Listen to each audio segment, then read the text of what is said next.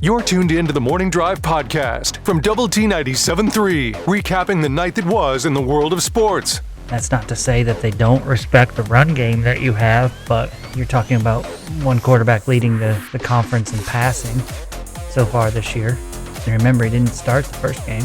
All right. Still played a lot, though. And also bringing some humor to your day. I just don't want to disappoint you. As much as I disappoint you, I don't want to disappoint you in some things that you expect from me. Hear the show live weekday mornings at 6 on Double T 97.3 or on the Double T 97.3 mobile app. Hey, good morning. We are counting it down to kickoff today as we come to you from Lubbock this morning and Houston with Jamie Lent and Jeff McGuire. I'm Chuck Heinz, and look forward to hearing from you today on the Yates Flooring Center chat line. If you have a score prediction, a thought, comment on the matchup, or anything sports related, you can hit us up on the Yates Flooring Center chat line. Go to the Double T 97.3 mobile app. It's presented by Happy State Bank. Benchmark hotline is open as well at 806-771-0973. Jamie J. Chuck, we are counting it down to kickoff, and before the last break, you said some 12 hours from now we'll have kickoff, and by some 12 you meant 14. Yeah. So let's remember it's not a 6 o'clock kickoff, but at 8 o'clock. Sure. Some 12 hours and plus two. So, right. So some 14 hours. Right. Right. Yeah. I was thinking about my own bedtime, Jamie. I was just thinking about that. It's going to be a late night for a lot of folks tonight. Somebody on the chat line mentioned that he doesn't stay up to midnight for just anything. Right. And Red Raider football is one of the things that is worthy of that. So, yeah, it's going to be a late night for Red Raider fans tonight. Jay writes in this, life is great. Happy game day, Red Raider Nation. Football, basketball, baseball, and Lady Raider basketball look great. The Stars, Mavs, and Cowboys are winning, and the Rangers are signing dudes left and right. It feels like the movie A Wonderful Life. Boy, Jay's glass is overfilling today. Meanwhile, Red Raider Two Guns is at the other end of the spectrum. Chuck, I don't get excited about anything anymore. My meter is low on mercury.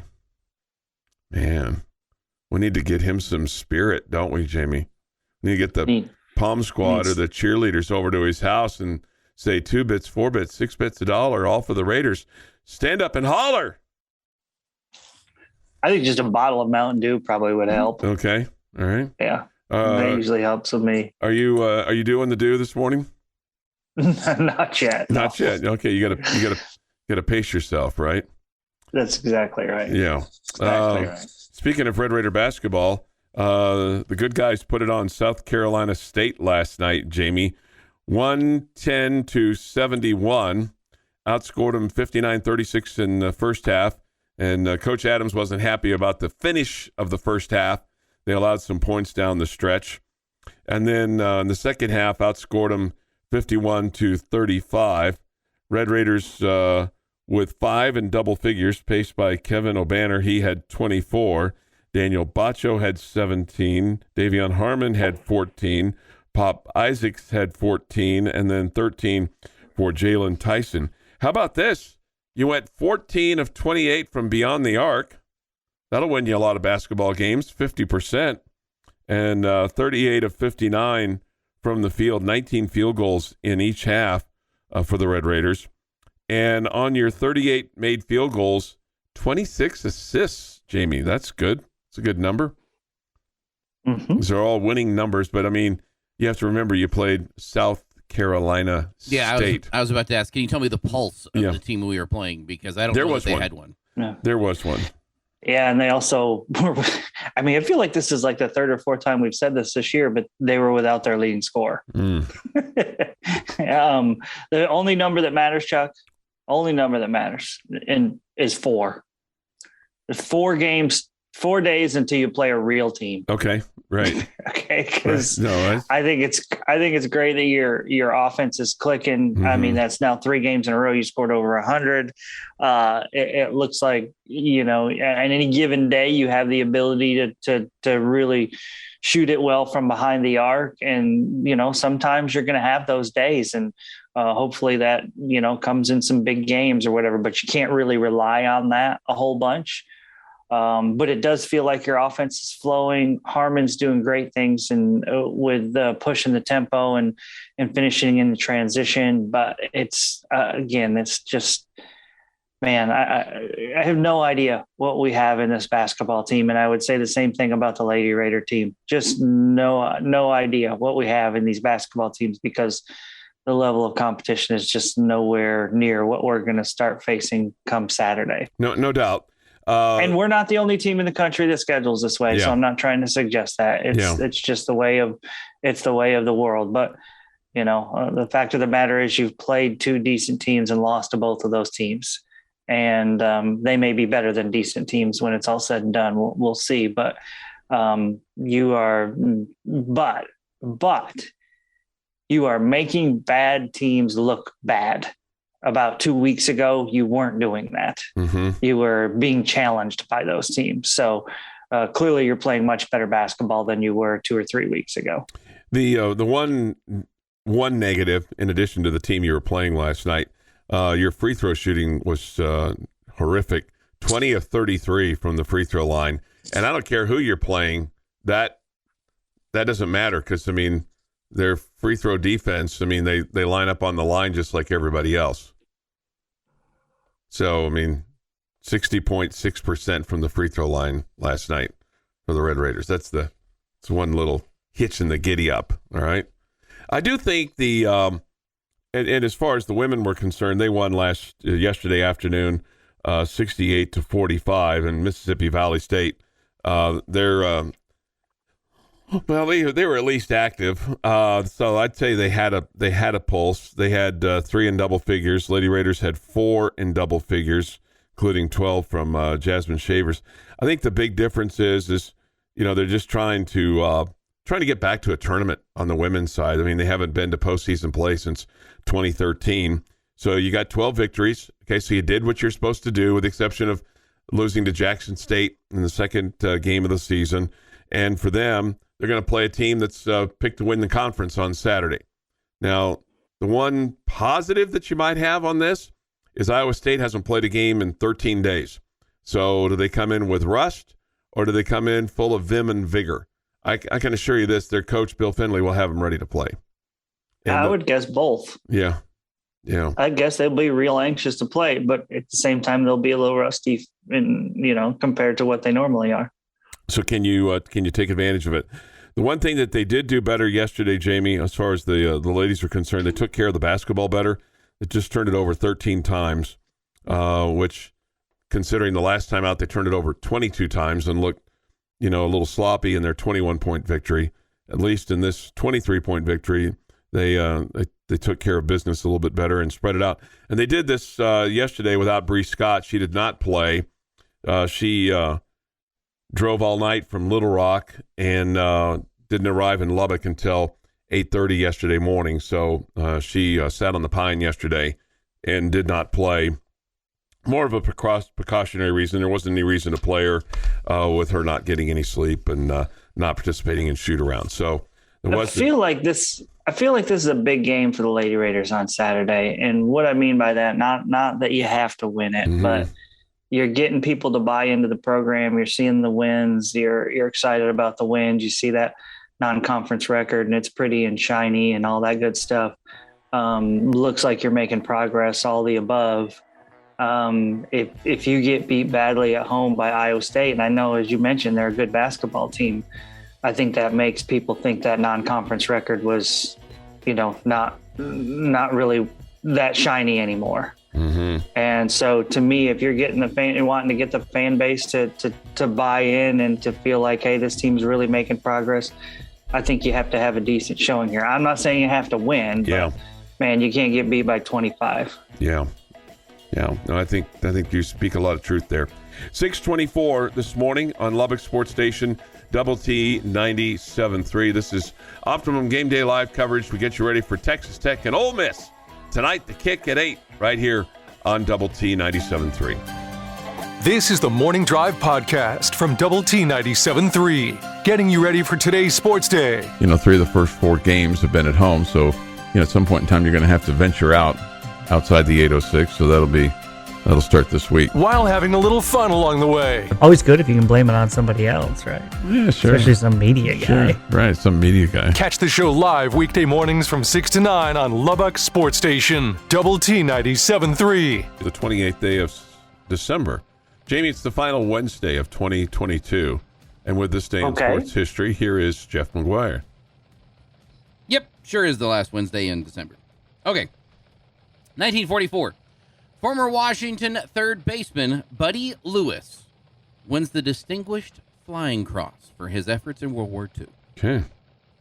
1957, CBS states that it won't broadcast baseball where minor league games are on. I don't think they'd make that same concession today.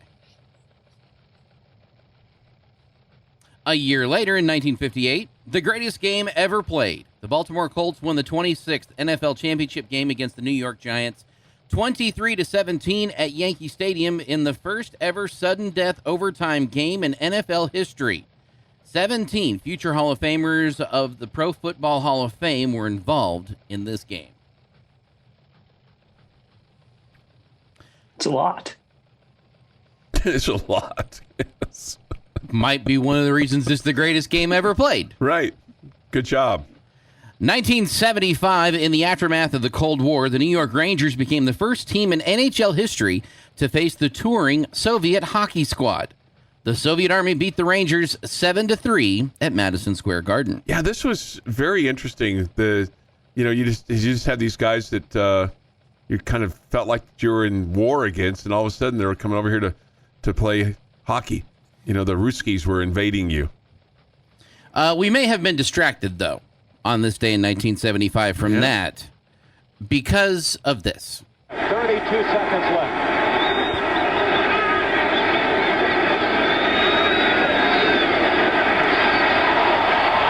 He is going to throw. Drew Pearson. He got it. Touchdown.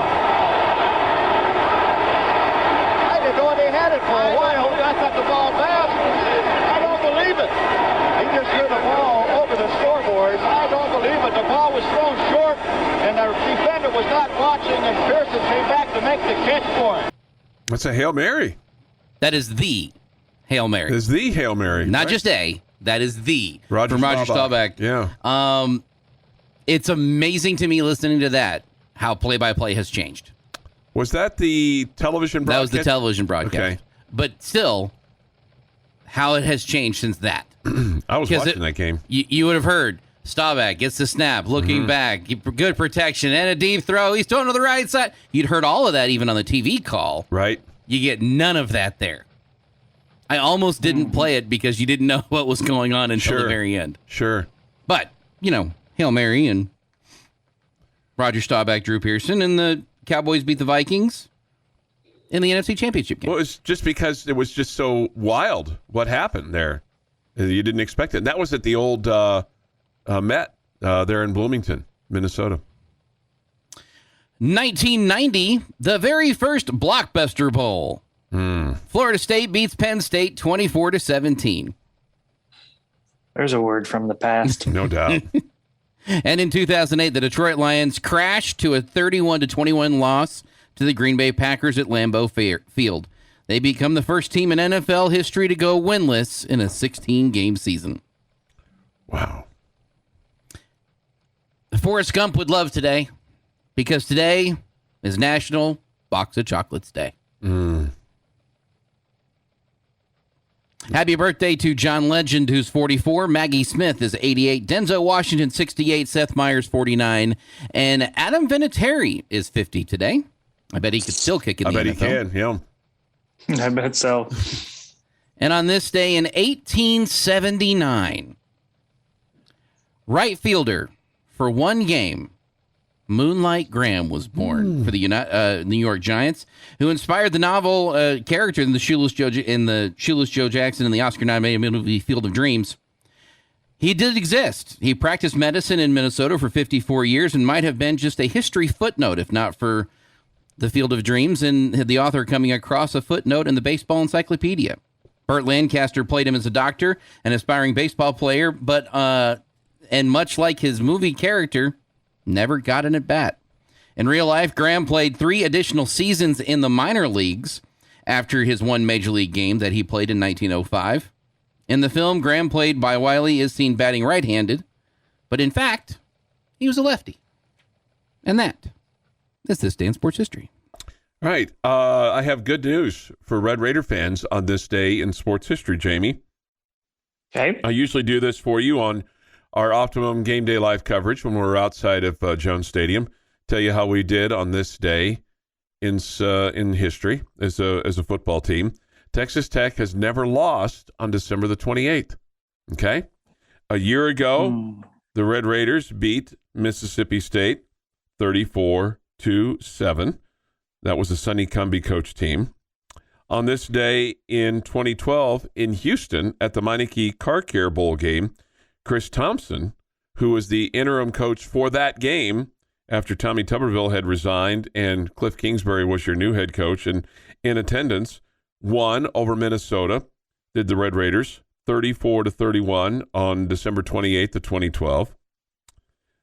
In 1989, a Spike Dykes coach team won in the All-American Bowl in Birmingham, Alabama, over Duke, who is playing tonight, coached by Steve Spurrier.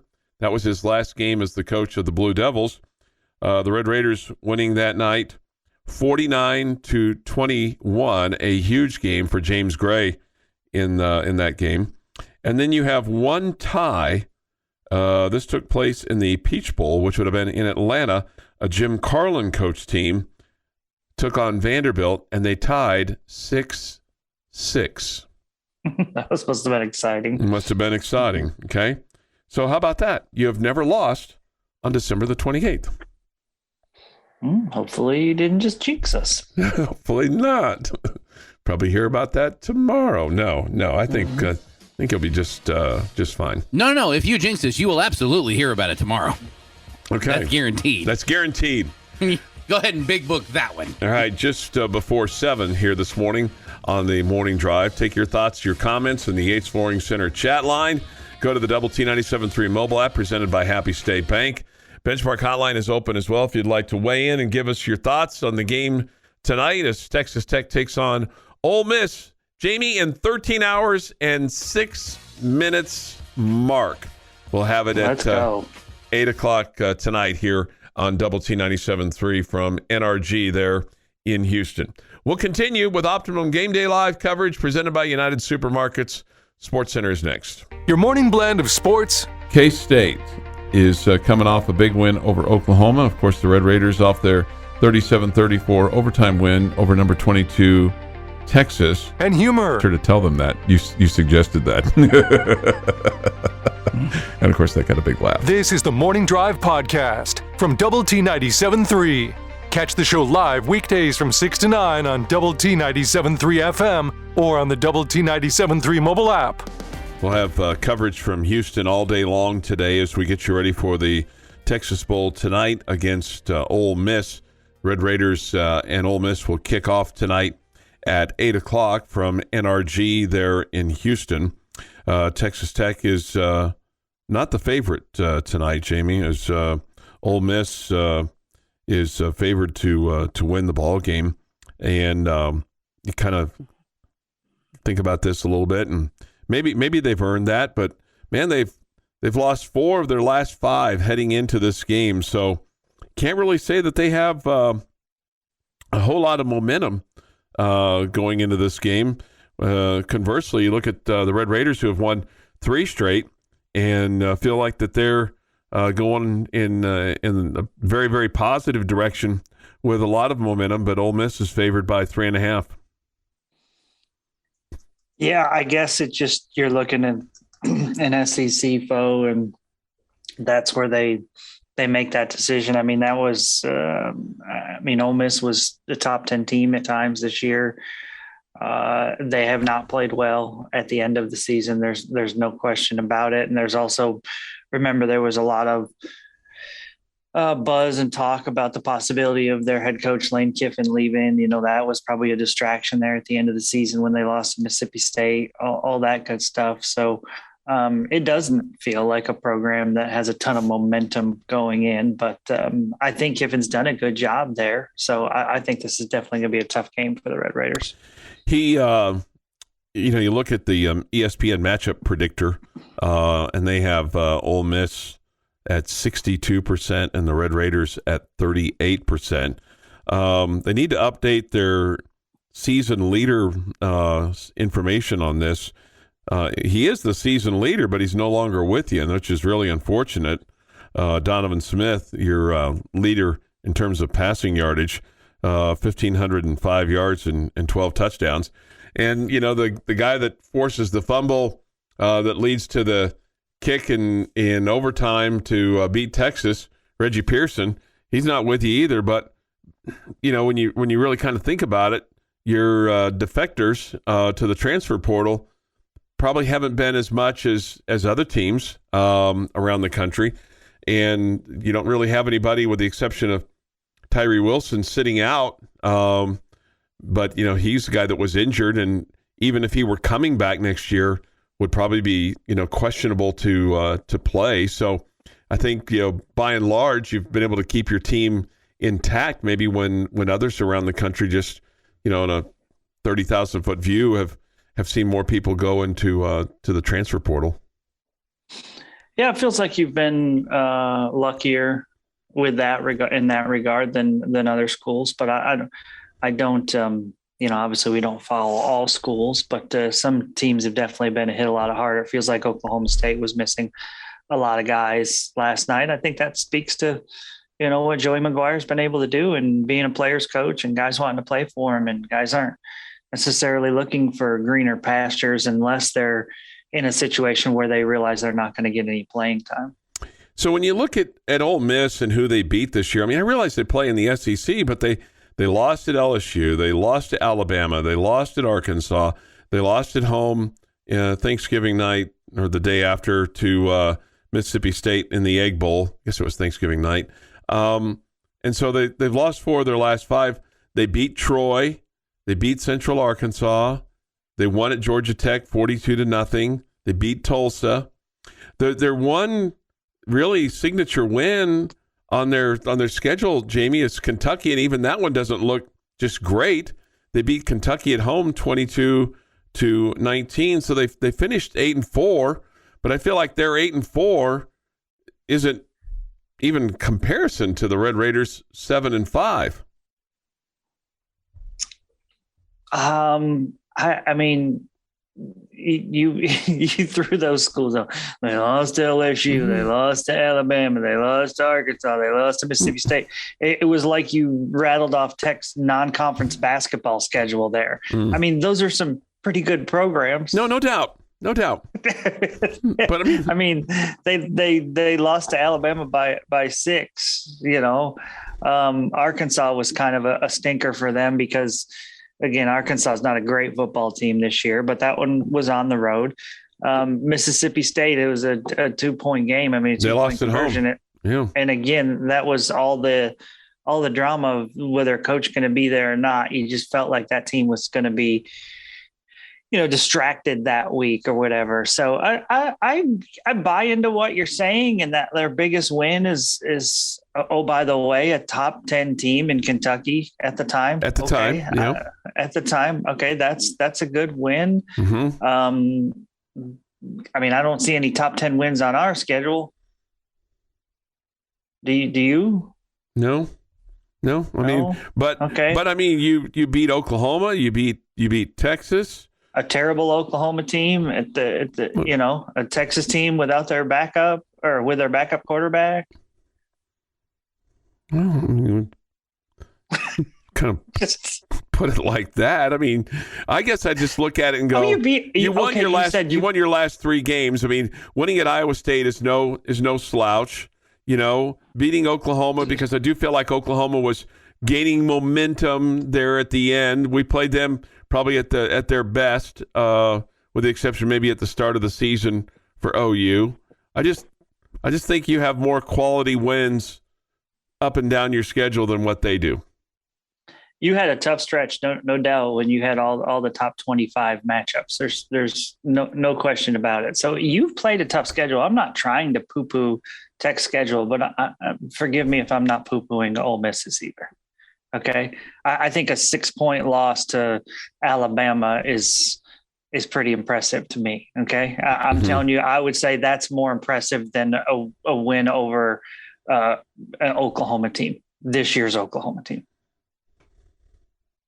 Okay. All right. Well, again, I guess I just looked at it from the standpoint that I felt like your 7 wins was more impressive overall than their 8 wins.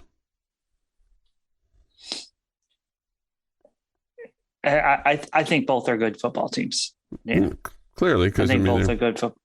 They're both playing in a pretty good bowl game. I mean, it's not the college football playoff, or it's not the orange or the rose or the sugar or the, something along those lines. Which, by the way, for the Orange Bowl to be subjected to playing on December 30th, I think it's just criminal.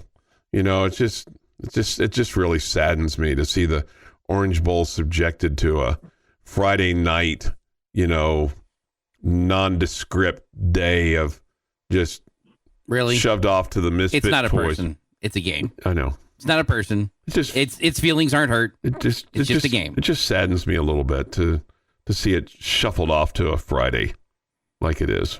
If New Year's Day was a Friday, it would be a Friday. If it was played on New Year's Day. I know, but it'd be like you're complaining that a game is being played. It's in the spotlight. It's not in the spotlight. It's the spotlight on Friday. It's not in the spotlight. Okay, so now that we've kind of analyzed the schedule, which I hear what you're saying, Jamie. I mean, I really do. I guess I just look at it from the standpoint that they've lost 4 or 5 coming in, and you've won your last 3, and feel like you've got some momentum. So we'll take a little bit deeper look as we go through the matchups, because there's a real distinct difference between the two offenses of these football teams. Yeah. Well, I think the key thing here, Chuck, is the whole who wants to be there more factor. And I think the Red Raiders are going to be that team. So that's what gives me a lot of hope for tonight, too. Sure. I think you're right about that. Hey, they won the rodeo the other night. So that's good news. That's nice. Yeah. We're from Texas. Of course we win the rodeo. Of course we win the rodeo, right? And be like, what in the world is going on down there? Joey McGuire, right. You guys can't win the rodeo? Come on, man. Let's go. All right, Jamie's got a question for me, Jeff, and our fine listening audience that's tuned in today. We'll do that next here this morning on The Morning Drive. Getting your sports day started the right way. This is the Morning Drive Podcast from Double T 97.3, breaking down the biggest games. If Texas Tech does not win the Big 12 football conference, who are you rooting for to win the conference if Tech does not win it this year? Well, busting some chops along the way. I hold back on sending you stuff. I mean, I'm very, very, very judicious. We spend 3 hours a day, 5 days a week together. Why would we need to communicate during the weekends? Right, Save it for the show. We do. We save it for the show.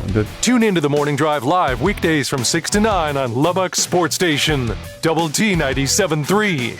Jamie's question of the day on Double T 97.3 is presented by Bizarre Solutions. Call them today for a free cybersecurity audit. Let me see if I can get the day. I'm thinking your question of the day is, is pregame chips and queso or chips and hot sauce is the main event. Wings, are they breaded or not? And then what about the little weenie dogs and the barbecue sauce? Is that part of the pregame or postgame warfare today? Any of those part of your preguntas, por favor, there, Mr. Lent? I was going to go with my all-time favorite to listen to the answers on. Well, what are you grilling today? What's on your grill? That was what I was going to go with. Yeah, I figured that. Yeah. But you got something else. I'll change it up a little bit and talk about boring sports instead of food. Sarcasm. No, I know. The light's flashing behind you. Okay, good. All right, so today will be the Red Raiders' 40th all-time bowl game. Mm-hmm. The record, not very shiny. Right. 15, 24, and 1. You tied in the 1974 Peach Bowl. Yes. 6-6 with Vandy. Mm-hmm. Okay. My all-time favorite was in 1949. Of course, this would be my favorite when you played in the Raisin Bowl. Yeah. Losing to the San Jose State Spartans 20-13 in front of, shockingly enough, exactly 10,000 people. Exactly. It's amazing. Okay. What are the odds? Mm-hmm. Okay. So 15, 24, and 1, your record through the first 39 for the Red Raiders. My question for you guys today and our fine listening audience is, what's your favorite Red Raider bowl game of all time? Obviously, we're going to have a lot of recency bias here because not many of us were alive for the 1938 Sun Bowl. So sure. I would assume it would be something over the last 20, 30 years. Shockingly, I'm going to say the 2009 Alamo Bowl, the victory over Michigan State, 41-31. I'm picking a game that I saw, that I was in attendance for. And Ruffin McNeil was the interim coach. We wouldn't expect anything less. Well, it can be whatever you want, Chuck. That's totally fine. So I answered the question. So Jeff, there you go. So see there, I did something different today. I answered your question. It's good. At the time, it wasn't, but looking back, I can appreciate your holiday win over Aaron Rodgers. It was a game that I was very nervous about going into that. I wanted to be super pumped because you're playing in a great bowl game, but I also knew that there's a reason you're playing in that game because everybody in front of you moved up one. Yeah. It kind of opened up for you, and you were facing a much higher ranked team. And I was nervous pretty much 3/4 of that game, it felt like, until Tech really took over. So looking back, that's my favorite. But in the moment, that and the Minnesota game were very nerve-wracking at the time, but looking back, they're fun. I got to start picking in front of Jeff. Did I pick both of yours? The Holiday Bowl in 2004 was my favorite one. I mean, you had a top 5 team and that you were facing in Cal. I think they were top 5. You had Aaron Rodgers whining about we wanted the Longhorns. We got stuck with, a lower team. And, and then you just went out there and put it on them. You put it on. Sonny Cumbie was awesome. And it just felt like it was a big name team at the time in Cal. They're not really now, but they were a big deal. And to me, that was like we've arrived. We can play with good football teams. And that was, just a blast. I remembering that night. I don't remember it being as close as Jeff mentioned. You win 45-31. It felt like we were, by the time we rolled into the second quarter, it felt like we took control of that game. And it was a kind of, you could kind of coast to a win in that one. It was a party all night long, if I remember correctly. If I couldn't pick that one because Jeff stole it from me, I'd have to go with the Insight Bowl. That comeback was just epic. That's the game against Minnesota in 2006, in which you win 44-41. My second one would be the next year, which was the Gator against number 20 Virginia. And you win that ball game 31-28. So I like that one too. The other one that kind of stood out to me, and it came the year. What did you like about the Gator? What was it? What was the Gator? What stood out to you about that game? You won on New Year's Day. You came back. I thought that was a game that you came back and won. Behind. You came back and won that game too. Didn't look like it was going to end well for you. It seems like you were down. Maybe were you down two touchdowns in that game? I can't remember. I remember. I remember you played really bad early on in that game. Yeah, I want to say there was people throwing in the towel there pretty quickly on that game. The other game that kind of stood out to me was the year after the Cotton Bowl debacle, in which you lost 55-14. You come back, and next year you win in the Copper Bowl over Air Force, 55-41. That was a Spike Dykes coach team. So yeah, Hansbard and Zebby both had big days that day. The couple people on the Yates Flooring Center chat line, one says the 89 All-American Bowl. We talked about that earlier, in which James Gray and the Red Raiders ran up and down the field against Duke. Somebody, PJ, points out last year's win over Michigan State. Mississippi. I'm sorry, Mississippi State. I don't know why I said Michigan State. Or maybe it's just in my head. Don't know either. But Mississippi State. He says we're going to look back on the Iowa State win last year and the bowl win as the catapult to our incoming success with Coach McGuire and the football program. Okay. Love the 89 All-American Bowl beat Spurrier, led Duke. James Gray set the Legion Field rushing record. Anthony Lynn had a long touchdown. I forgot about that.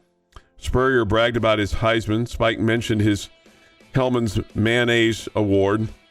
Yep. So, well, your record all time's not shiny, but you have won 10 out of your last 14, so that's good. Sure, no doubt. And you've taken it a little bit more serious, as opposed to there were times when you didn't take it real serious. It was like a reward for everybody, and you treated it like a vacation. And as a result, looked like it on the field when you got to actual game day. So, yeah, the last 14 games, you've won 10, as Jamie said. Hopefully you win tonight. You take on Ole Miss. We'll have the kick for you, coverage all day long here on Double T 97.3 as part of Optimum Game Day Live. You're listening to the Morning Drive podcast from Lubbock Sports Station, Double T 97.3, recapping the night that was in the world of sports. A little bit later on tonight, we'll have the Astros and the Diamondbacks. That'll be at 8. And then the Rangers playing at Seattle tonight. And also bringing some humor to your day. Was it pretty big? Yeah, I mean, it's impressive. Yeah. Was it fascinating? It was. I thought it was fascinating. It kind of smelled, but I mean. Hear the show live weekday mornings at 6 on Double T 97.3 or on the Double T 97.3 mobile app. Hey, good morning. It is the morning drive portion of Optimum Game Day Live coverage here on Double T 97.3, and we come to you today with our mobile studio intact with Jamie in Houston, and I'm inside the First United Bank main branch studio here in downtown Lubbock, and look forward to hearing from you today on the Yates Flooring Center chat line. Jeff McGuire was with me as we break down Texas Tech and Ole Miss. Ole Miss comes in 8-4, losers 4 of their last 5. Red Raiders 7-5, winners of their last 3 games. Jamie, when you look at Ole Miss, man, you can't peel back the onion very far before you go, they are stout when it comes to running the football. This year, they have had 571 rushing attempts. They average 5.5 yards per tote. They average 262 yards per game. They give up basically 162 yards a game, and they have 31 rushing touchdowns. They are strong running the football. Yeah, I don't think there's any question, and you can stop us if you've heard this before, that stopping the run and being able to run the football will be a major key for the Red Raiders today. Yeah. Their leading attacker from a rushing standpoint, Quinshawn Judkins, 1,476 yards. This team of Ole Miss broke a team rushing record that goes back to 1957. And for Judkins, he breaks the single season record for rushing at Ole Miss that goes back to 1949. So, I mean, they're stout. We have another guy named Zach Evans. He's rushed 136 times for 899 yards for the season. Judkins, his longest run from carry is 61 yards. And then Jackson Dart, he's rushed for 117 attempts on the season, 548 yards. And he's their quarterback. Yeah, he's the quarterback. Yep, dual threat guy. So he's passed for 2,613 yards, 18 touchdowns, and thrown 8 interceptions on the season.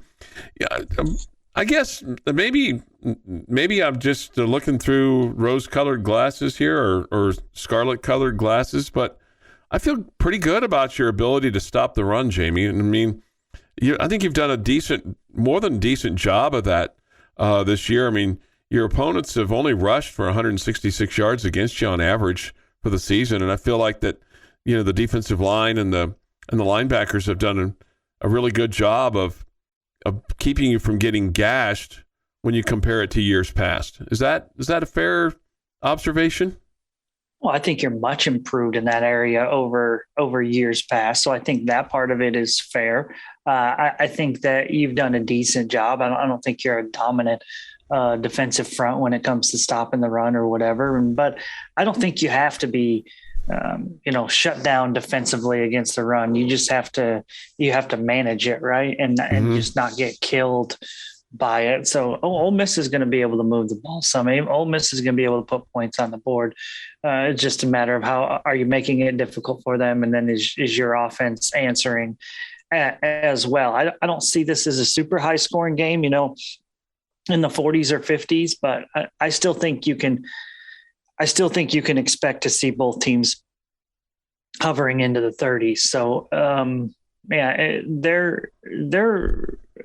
I feel like maybe we're more positive about the run defense than maybe we should be, because it's just been so bad in the past, and it's much improved now. But there's been times, I mean, obviously the Kansas State game, you didn't get it done against the run, and the Baylor game, you didn't get it done against the run. But there's been other games where I felt like you did a really good job. So hopefully it'll be one of those games where you're making it difficult on the opponent. There's not just huge running lanes all over the place. Well, you've got experience in, facing those runners like Coach McGuire's talked about, and a couple of the, audio clips that we've played from him this morning in terms of going up against K-State's running attack and Texas's running attack. Let me ask you this. Do you feel better about your defense going into this game than your offense?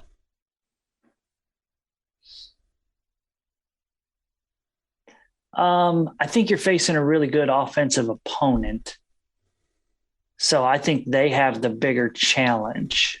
The defense does. But if I was just going to hand out grades for the season, and I'm not talking about the opponent, I'm just like, okay, this is how I think your offense did. This is how I think your defense did. I definitely would feel better about the defense than the offense. Yeah, because I feel like going into this game, I feel like you can look. I don't think you're going to skunk them or anything like that, but I feel like that your defense is going to put you in position to win the ball game, because I feel like that they have proven that they have done that throughout the year. But I feel, for whatever reason, I'm very uneasy at quarterback. And, I've been uneasy with Tyler Shuck as the quarterback maybe since day one. And I'm not saying that I think he's a bad quarterback. I feel like that he's fragile. Weren't you the one, though, that said he looks like a quarterback? When like a year ago when he got here. Well, sure. Yeah, I said that. And you were very impressed that he looks like the quarterback and he's your guy. I did say that, but I mean, you're allowed to be nervous, but the day one part was you were locked in and ready to go year one. Why is it you guys just remember just tidbits of things that I say and then bring them back to me at key junctures? I feel like that your vault is very expansive, and you have memories like elephants. But I don't know. I just feel uneasy. That's just how I feel going into this game. Is that fair, Jamie? It's interesting because it sounds to me like you're super confident in the game, yet you're telling me that you're uncomfortable or nervous about the quarterback position. And I don't think you have a chance to win the game if you don't get solid quarterback play. Right. No, I'm nervous about that. Yeah, but you sound like you're very confident we're going to win this game. Yeah, I'm confident. Where are you on a scale to 1 to 10 on confidence level? I think I'm at 7. I'm at 7. Okay. Where are you? I'm 5.1. 5.1. 8:09 this morning on the Morning Drive. 5.1. You've been listening to the Morning Drive podcast from Double T 97.3. For more from Lubbock Sports Station, go to doublet973.com.